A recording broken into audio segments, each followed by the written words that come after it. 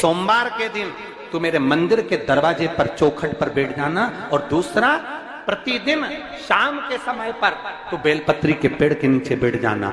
जो तेरी बेल वृक्ष के नीचे सेवा करने आए, जो शंकर जी के मंदिर में सोमवार को जल चढ़ाने आए, उसका जो पात्र जल चढ़ाकर जब वो घर लेकर जाए, उसके पीछे पीछे पात्र के पीछे पीछे तू जाना और उसके घर में लक्ष्मी का भंडार भरकर आए। लक्ष्मी बेलपत्र के वृक्ष के नीचे तू विराजमान हो जा। उस बेलपत्र के वृक्ष के नीचे जो बुआरी लगाए, सेवा करे, चाकरी करे, एक बेटी को जैसे बड़ा करते हैं वैसे बेलपत्री के वृक्ष को जो बड़ा करे, बेलपत्री के वृक्ष का जो पालन करे, पोषण करे, उसकी संभाल करे, उस बेलपत्री के वृक्ष को जैसे जैसे वो उन्नति करे वैसे वैसे उसके घर में समृद्धि बढ़ते जाए। उस जिसका खुद का मकान नहीं हो, खुद का मकान नहीं हो, किराए के मकान में रहते रहते जिंदगी बीत रही हो, खुद का नहीं, और बहुत दुख का जीवन चल रहा हो, बहुत कष्ट का जीवन, बहुत अपना खुद का कोई मकान नहीं, मान लो प्लाट है पर मकान बन नहीं रहा, या कोई प्रॉपर्टी अपनी नहीं बन रही, तो हम इस व्यासपीठ से कहना चाहेंगे कि एक प्रयोग अवश्य करिएगा, एक प्रयोग अवश्य। अपने आसपास के 5-6 बेलपत्र के वृक्ष देख लीजिए। अपने आसपास के नजदीक के 5-6 बेलपत्र के बड़े बड़े वृक्ष देख लो या छोटे वृक्ष देख लो। उन 5-6 वृक्ष को धीरे धीरे उनकी सेवा करना प्रारंभ करो, उन वृक्षों को बड़ा करना प्रारंभ करो, उन वृक्ष के नीचे सफाई करना प्रारंभ करो, उन वृक्ष को जल देना प्रारंभ करो, उन वृक्ष को आप खाद देना प्रारंभ करो, उन वृक्ष की सेवा संभाल करना प्रारंभ कर दो, उस वृक्ष के नीचे बुआरी काटना प्रारंभ कर दो, झाड़ू लगाना प्रारंभ कर दो, उस वृक्ष के नीचे सफाई करना प्रारंभ कर दो। उस बेलपत्री के 5-6-7 वृक्ष को आप गोद ले लो। गोद लेना मतलब मैं इसकी सेवा करूंगा, मैं इसमें जल दूंगा, मैं इसके खाद दूंगा, मैं इसकी सेवा करूंगा, कुछ मत करो, बस केवल इस शरीर से उस बेलपत्र के वृक्ष की सेवा करना रोज प्रारंभ कर दो। 6 महीना इंतजार करना और 6 महीना लगातार सेवा करना, 7वां महीना आपका और हमारा, और बताना कि भोलेनाथ ने प्रॉपर्टी दिलाई कि नहीं दिलाई और आगे बढ़ा है।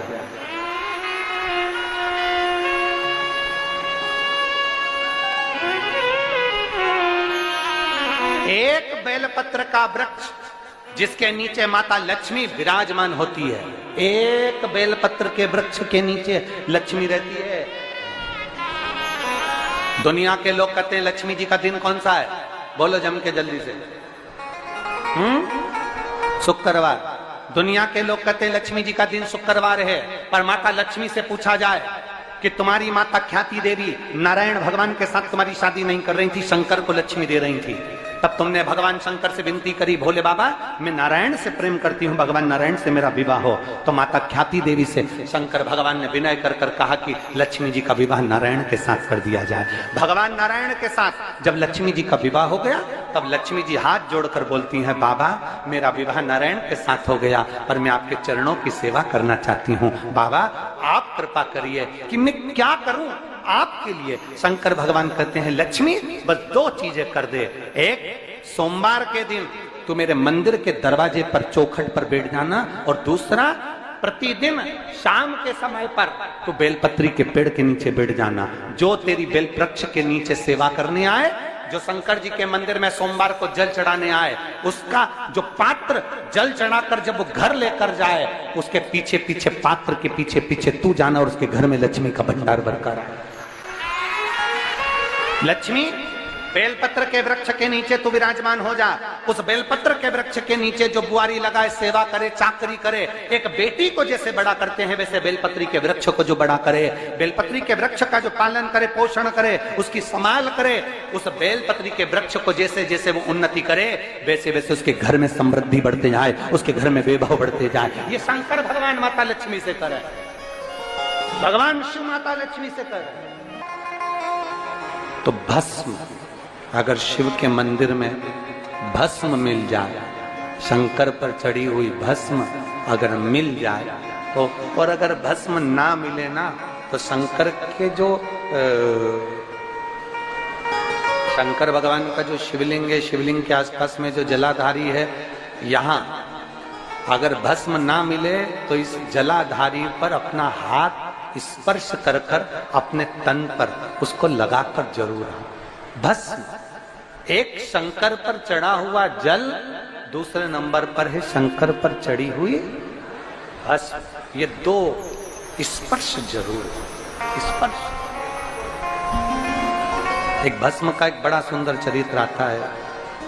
दूसरा, जिस भूमि पर बैठकर कथा सुनो उसकी रज को अपने मस्तक पर थोड़ा सा लगाकर अवश्य जाओ तो जीवन का एक आनंद है। और शंकर के मंदिर में जाओ तो दो चीजें अवश्य लेकर आओ। पहला, शंकर जी पे चढ़ा हुआ, जम के बोलो, जल अवश्य लेकर आओ। क्योंकि जब तुम जल लेकर आते हो, पात्र लेकर आते हो, तो मेरा महादेव लक्ष्मी जी को तुम्हारे पीछे पीछे तुम्हारे घर तक भेज देगा। चढ़ी हुई बेलपत्र मत खाओ, लोग कहेंगे शंकर पर चढ़ा हुआ ये मत खाओ। हम इस व्यासपीठ से निवेदन करना चाहेंगे कि आप अगर दिल रखकर अपने बाबा से कहोगे ना, तो बाबा पर चढ़ा हुआ जो जल है ना, वो जल साधारण नहीं रहता। मेरा भोलेनाथ जब दुनिया को अमृत देता है तो तुमको भी अमृत दे देता है। दो चीजें कभी मत छोड़ो। अगर मंदिर में गए हो तो दो चीजें कभी मत छोड़ो। कथा में गए हो तो दो चीजें कभी मत छोड़ो। एक, कथा श्रवण करना। दूसरा, जहां कथा बैठकर सुनते हैं वहां की रज को अपने मस्तक पर लगाना। कथा सुनने के बाद आप यहां से जाओ, भले दरी बिछी है, आसन बिछा है, कारपेट बिछा है, उस पर अपना हाथ फेर कर उस रज को अपने मस्तक पर जरूर लगाओ। क्योंकि शिव पुराण में, भागवत पुराण में, स्कंद पुराण में, कुर्म पुराण में, नर्मदा पुराण में, लिंग पुराण में, नारद पुराण में, ब्रह्म वैवर्त पुराण में, जितनी भी पुराणे हैं, सब पुराणों में लिखा है कि जिस स्थान पर बैठकर हम भगवान की कथा को सुनते हैं, उनको याद करते हैं, जितनी देर हम उनको याद करते हैं उतनी देर वो परमात्मा उस स्थान पर बैठा हुआ रहता है। हाथ रखकर बोलना, शंकर भगवान से तुम्हारा रिश्ता कौन सा? शिव जी से आपका कौन सा रिश्ता?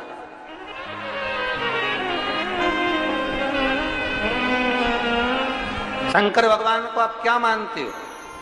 हमने आपको एक संबंध बताया था कि सीहोर कुबेरेश्वर धाम आपका मायका है, तो हम आपके भाई हैं, तो शंकर भगवान आपके पिता हैं, आपके बाप हैं, आपका बाबा है, आपका दादा है।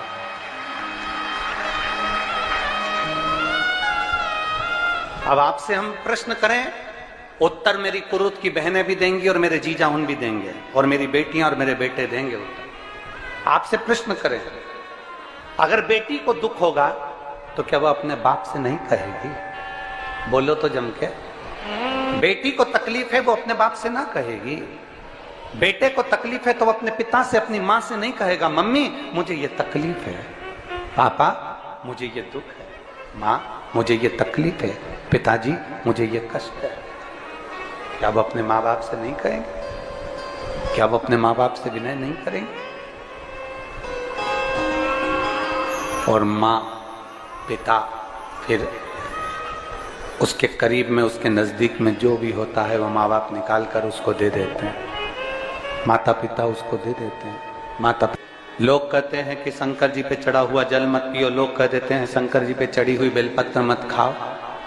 कोई इस बहन से पूछे, सुनीता सोनी से, कि शंकर पर चढ़े हुए जल से उसकी गांठ जो डबल से उसके शरीर में आ गई थी वो समाप्त हो गई, तो जरा विश्वास करिएगा कि एक बेटी अपने माँ बाप से ही तो कहेगी, और बाप के पास में जो होगा वही तो अपनी बेटी को देगा दुख को मिटाने के लिए। तो मेरे शंकर भगवान के पास तो उसका चढ़ा हुआ जल है। दूसरा, जिस भूमि पर बैठकर कथा सुनो उसकी रज को अपने मस्तक पर थोड़ा सा लगाकर अवश्य जाओ, तो जीवन